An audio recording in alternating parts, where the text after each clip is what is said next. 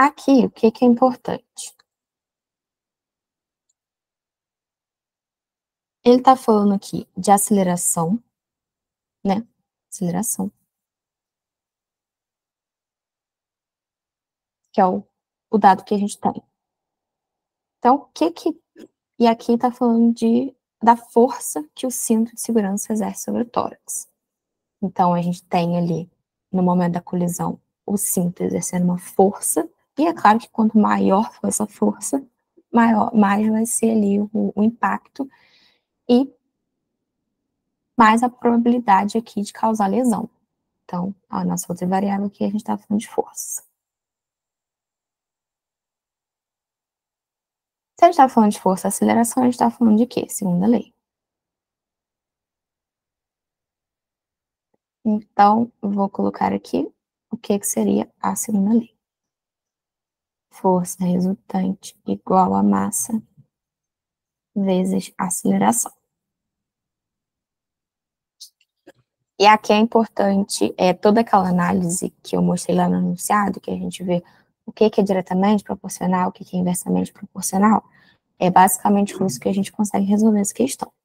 Então, realmente, olhar para essa equação aqui e entender qual é a relação entre essas grandezas.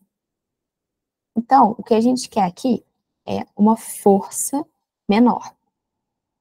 Então, a situação mais adequada para a gente é onde a força é menor. Menor força, menor risco de lesão.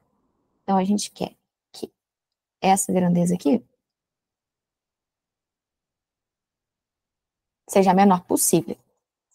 Aqui a gente tem um dado que ele fala que, vou até grifar aqui, os parâmetros como massa, os bonecos, dimensão, cinto, velocidade, foram os mesmos. Então, a gente está falando de vários testes que têm a mesma massa. Então, esse aqui vai ser constante. Não vai ser alterado. Então, o que sobra aqui para a gente? A aceleração. Para um corpo com a mesma massa, quanto maior a força, mais a gente vai acelerar esse corpo. Então, a gente quer aqui, no exemplo, que é a grandeza que a gente vai ter que analisar é a aceleração, a gente vai querer a nossa menor aceleração. Porque quanto menor for a aceleração, menor vai ser a força. Então, elas são diretamente proporcionais. Então, a gente vem aqui para o nosso gráfico e vê o que ele está falando para a gente. São várias situações aqui, essas curvas vão falando uma variação de aceleração em relação ao tempo, mas o que importa para a gente é que ele não pode atingir a aceleração muito alta, porque a aceleração é diretamente proporcional à força, e a gente quer a menor força possível. Então, vou traçar aqui, ó, para a gente conseguir enxergar onde estão os picos desses gráficos. Aqui, esse aqui e esse aqui. Então, a gente vê aqui que alguns atingem acelerações aqui, ó, bem altas.